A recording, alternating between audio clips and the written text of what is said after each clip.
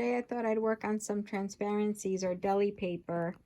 You can just order these through Amazon, and they're very inexpensive and actually kind of fun to work with. They're see-through and quite flexible. And this is the palette that I decided to use today. So we have black, white, raw sienna, a light lime green, and then rose, and I think they call that flesh color. It's by Lucas Paints. And then a yellow, which is a transparent. So all of these are opaque except for this one that is an Indian yellow by Nova Color, and that one is a transparent. So that's the color palette, and I already started some of these transparencies with some markers, black markers, and let's see, some charcoal, some Posca pens, some lines with Posca pens, and then just some markers that you can pick any markers you like. And I put down just some free, just loosening up and working with a limited palette. So I don't want to do a lot of colors, but I did pick a few. Sometimes it's even better to just go with 3 colors and, you know, to start off with. But I thought I'd see where these take me. So let's put the phone back up on it. Okay, so here we go. We're going to start with the paints. And I have my brushes. Probably get some other ones, but for now I'm going to start off with this one. And I have a smaller one too for thinner lines, but we'll probably add some as we go along. This is just the first coat, and we'll see what it does. So if I just go straight on the page, on the paper with the wet brush, you see that some of the crayons that I had put on, the Caran d'Ache, start to kind of get dilute. And with the deli paper, it's almost like a little bit of a wax on it, so you do get a different type of an effect. So let's see what happens when we put the paint on.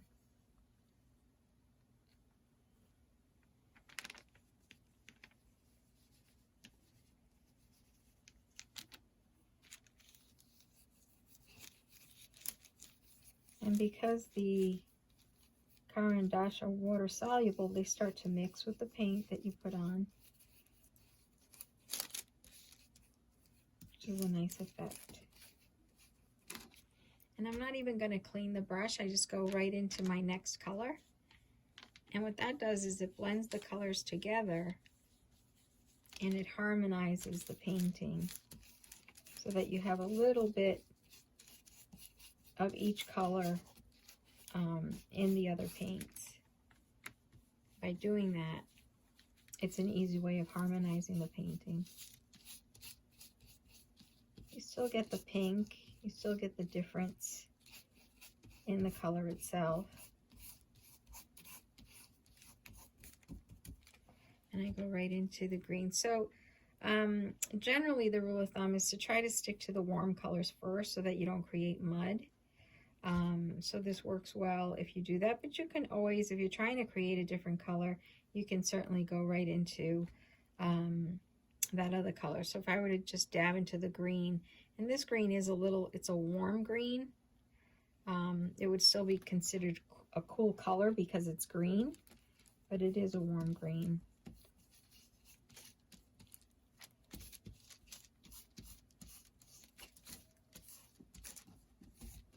And it is a little tricky because the paper is kind of sag pretty easily.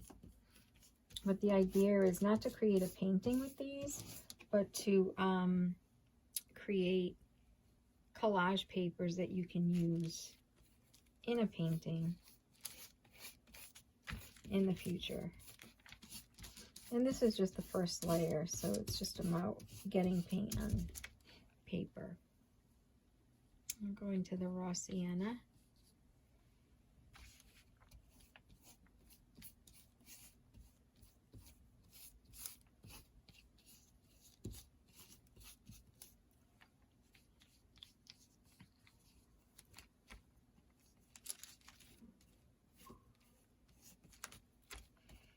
And if you don't like it moving around the way it is, you can always tape it down.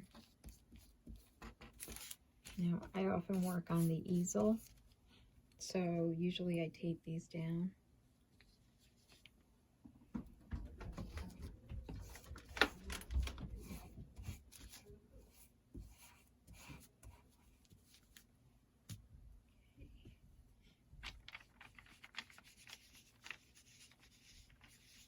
So now it's starting, quite a few colors are already on the brush, so we're starting to get a little bit of a muddy color, but that's okay because it tones down this yellow, which can be quite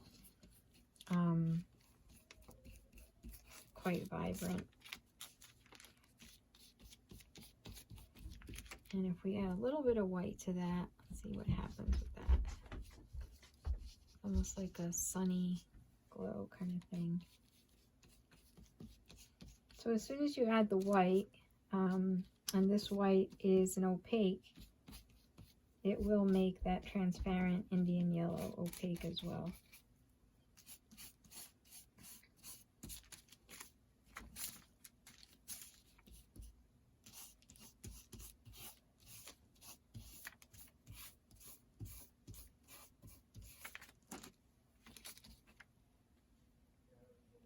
I like working with thicker paints on this page, on the paper, because it flows easier.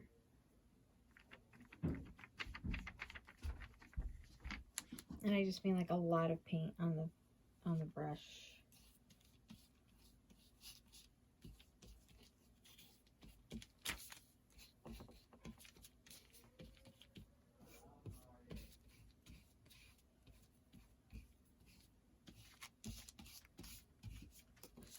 I could make effects on this by putting certain things on it.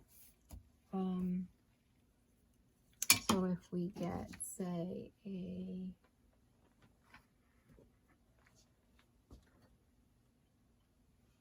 like a tissue, and if you lay it down on the wet paint, scratch it, put in some marks, and then pull it off. And that's an effect. And even the tissues you can keep for later and use as collage pieces. Let's see.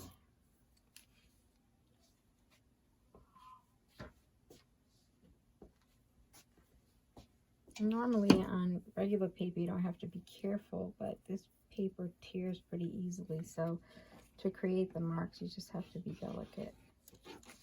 And this is just a skewer. And when you do this on wet paint, it allows the colors that are below it to show through. So it helps you to create texture and line work.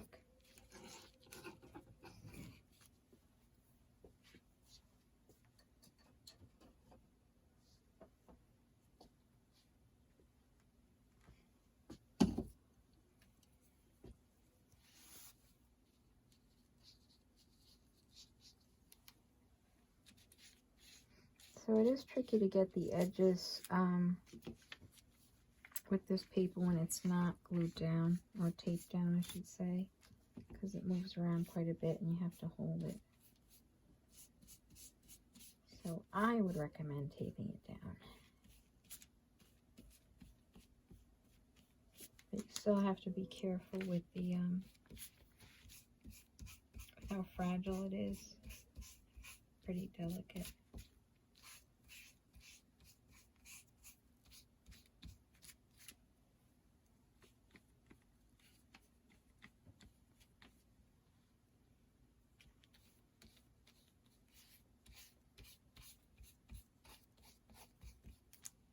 And once the first layer of paint is on it, the paper gets sturdier. and easier to work with.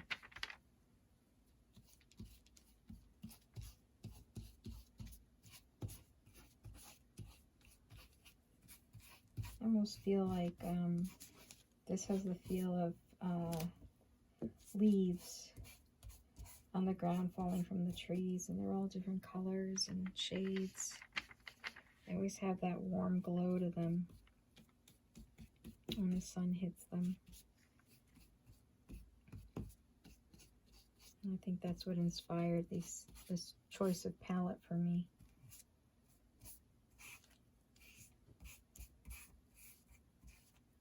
And, you know, as I'm putting down the strokes, the brush strokes, I'm actually twisting the brush so that I get different brush strokes on the page.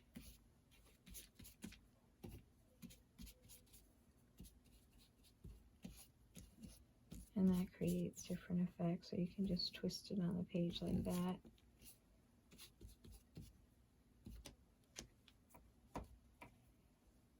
Back into some white.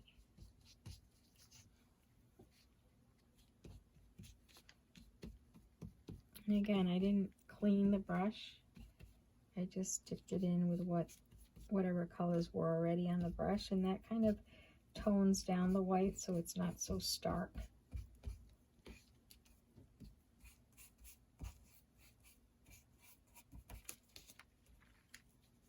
And what I'm going to do now is I'm going to dry it a little bit so we don't get a mud.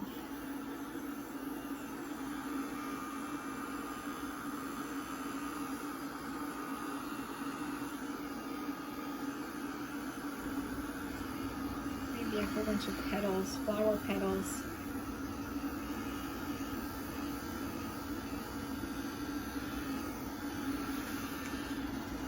Came loose with the breeze. It's pretty shades, and I like the marks that are showing through underneath. So that first layer where they applied all those marks with the markers and pencils and charcoal are still there, and they show through, and it just makes this I guess for lack of a better word, this painting more interesting.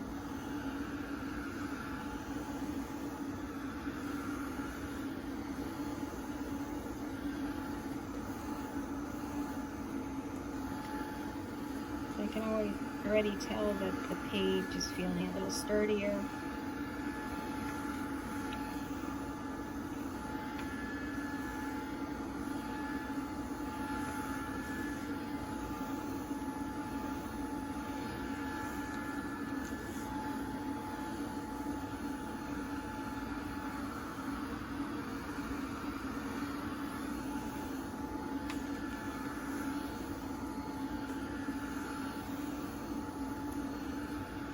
So this is a great exercise if you don't have enough time to really work on a complete painting, or if you just want to loosen up because your creativity is kind of stuck and you want to grease the wheels, so to speak. You can just get some of this inexpensive paper. It doesn't have to be this kind of paper, but you can get this kind of paper. And just pick some limited colors. Practice mixing your colors. And just have fun with it without any idea of any real result. And sometimes that's when we have most fun. And then it inspires us to work on a bigger painting. I often learn things from these exercises that then I apply to my bigger paintings. I hope you enjoyed this. It's just an easy way to get into the studio and, you know, not make too much of a mess, and it doesn't really take that much time.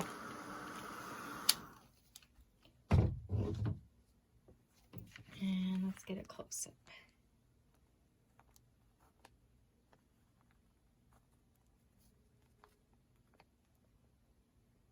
Can you see the marks showing through?